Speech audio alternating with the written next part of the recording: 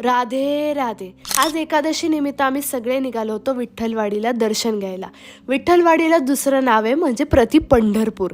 प्रति पंढरपूर म्हणून ओळखलं जातं हे मला पहिल्यांदाच कळलं होतं.